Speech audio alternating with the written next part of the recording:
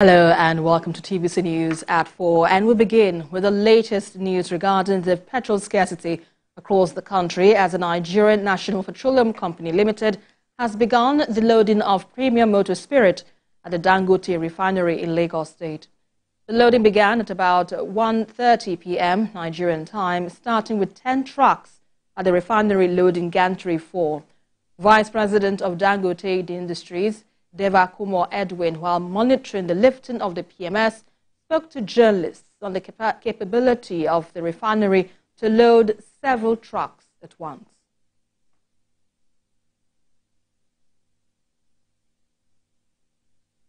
Meanwhile, the Executive Vice President of the downstream at the Nigerian National Petroleum Company Ltd, Atiku Shegun, says the NNPCL will not set the market price of petrol.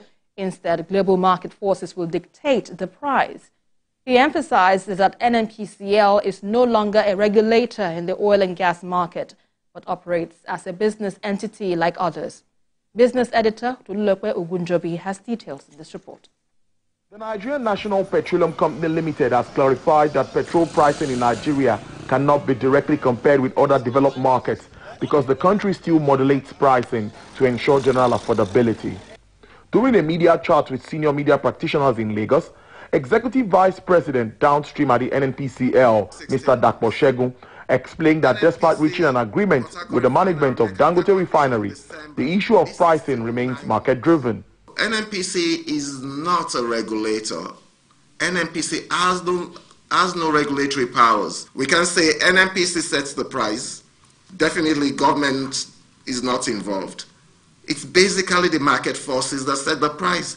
So Dangote says to us, this is how much I want for it. And we say, hey, Dangote, if we go out there, we can get it for this much. So we won't pay you this much for it. And we go into the negotiation. And that negotiation, it took us over a week to complete that negotiation. They'll come with their position, we'll come with a counter, they come with a revised position, we'll counter it, and at the end of the day, we were able to reach an agreement on the price to pay for it. Regarding the Naira for crude deal instituted by the federal government, Mr. Shegun stated that this is merely a payment solution and will not necessarily impact pricing.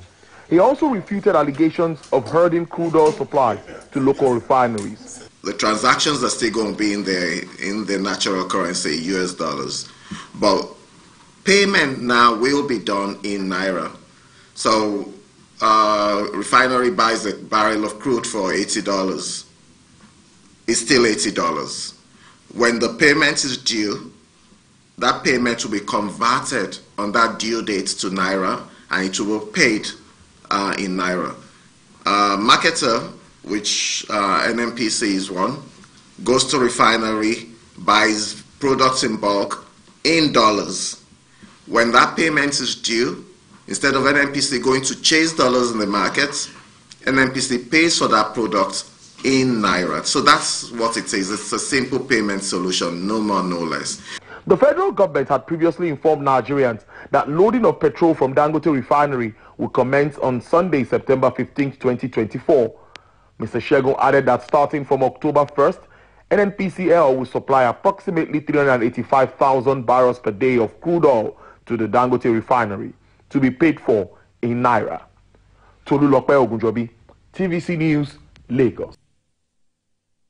Now to our coverage of the flood in Maidu. The National Emergency Management Agency says it has intensified search and rescue operations as the flood water gradually recedes in Maidu.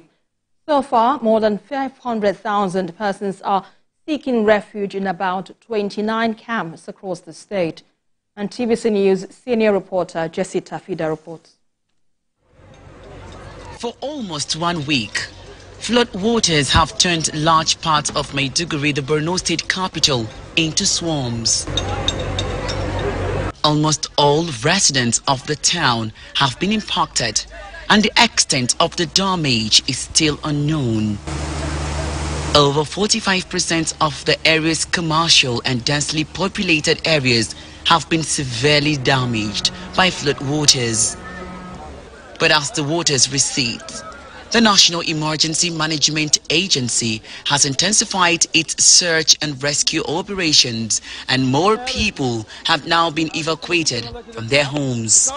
We also have additional tents due to the large number of people that have trooped in here.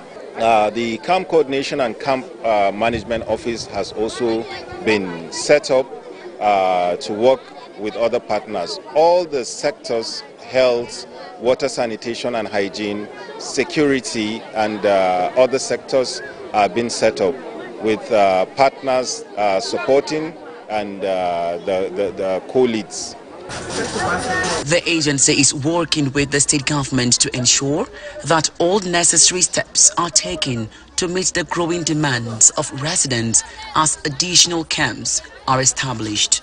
The challenges we have, which we've discussed, and I think we are overcoming them, are of water, sanitation and hygiene. Of course, because of the large number of people we have, we're trying to avoid a situation of outbreak. The Borno State government directed the Ministry of Environment and Health through the GM Bosepa. They've been able to come and clean up the place. They were mandated to have 24-hour service in the camps to clean up these places, and they have been doing it. Residents of the state are yet to come to terms with the destruction of their homes, businesses and vital infrastructure. The devastation caused by the flood is unprecedented. Humanitarian workers and development partners are complementing efforts of the government by providing for the needs of more than 200,000 people in various camps within the city. Jesse Tafida, TVC News, Maiduguri. And for more on this developing story, I'm being joined by our correspondent, Jesse Tafida from Maiduguri. Jesse, we understand from your report now the waters are receding, kind of a little bit of a hope now for residents after they were being sacked out of their homes. Give us a feel of how things are looking right now at the moment. Thank you very much, Esther. I'm standing at the Lagos Street, is like the city center of Maiduguri, the Borno State capital. Now, this road links you directly to Lagos Bridge, which is one of the bridges that was cut off during the flood on Tuesday. And this road also links you to about 10 different communities. Briefly, just to say, Gonge, NUJ, Meri, the University of Maiduguri, Teshanbama, and the rest. And people from these 10 communities can only come into the city center through this road. Now, this side of the bridge is the one that was damaged, and reconstruction has commenced since Thursday. And that is why you could see only few vehicular movements, and then people are passing through with food. Now, I spoke to some of them that are coming here. They told me that since Tuesday they've been in their homes, but because of the news that the waters are gradually receding, that is why they are out to go and check their shops, because a lot of shops have been submerged inside town. The popular Maiduguri Monday market was also submerged. So a lot of them are going into town to go and check their shops to see what they can find. And then we could see some of them coming back with some food stuff. Few, we spoke to some of the shop owners. Some spoke to us and some couldn't speak because of how devastating the situation is. Some broke down because they've lost everything inside the waters. Now, the National Emergency Management Agency this morning have confirmed to us that over 20,000 people have been registered from yesterday till this morning to IDP camps because their houses were submerged. They have been living on the rooftop of their houses. But because the waters are receding now, the agency now evacuated them and took them to camp. The situation right now is people are happy that the waters are receding gradually and they can now have access to the main town and other parts of the state. And with that being said, we also understand that there has been various donations to the state government to help alleviate the residents and, of course, the state government in terms of the disaster it has witnessed over time. But any ideas on how these funds or donations being received by the state government will be disbursed to residents. What are you hearing? Yeah, it's good to know that the camps are overcrowded. Even the new camps that were opened, they are being overcrowded. In an exclusive interview with TVC News yesterday, the Borno State Governor disclosed that there are about 29 camps stationed across the state to cater the shelter for the victims of the flood disasters. And this morning we went to some of the new camps and we've seen that, of course, they are overcrowded. Women and children are the most vulnerable. We could see a good number of government officials in the camp trying to give them food because the immediate need now is food and then wash facilities. The state government have been receiving donations from well-meaning individuals and government, and also the federal government. We recall that 3 billion naira was given to the state to take care of the victims of the flood, and each day the state government continues to receive donations. And today the latest is the former Vice President of Nigeria, Atiku Abubakar. He came into the town to commiserate with the governments and people of Borno State. According to him, he's saddened by this news of the flooding, and this is what he's not seen in the Northeast for all his years. And he donated the sum of 100 million naira to assist the government in catering the needs of the victims of the flood. It is also good to note that UN agencies have donated about $6 million to cater the needs of flood victims, not only in Borno State, but in Nigeria as a whole.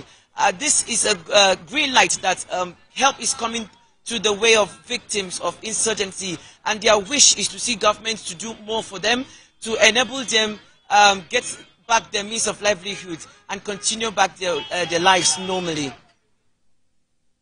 For now, we'll keep a tab on you as developments unfold. Our correspondent live for us from Maidu, Jesse Tafida. Thanks a lot. And from the report you just heard, the former Vice President of Nigeria and PDP's 2023 presidential candidate Atiku Abubakar has paid a sympathy visit to Governor Babagana Zulum and the people of Borno State over the flood that affected more than 1 million people in the state.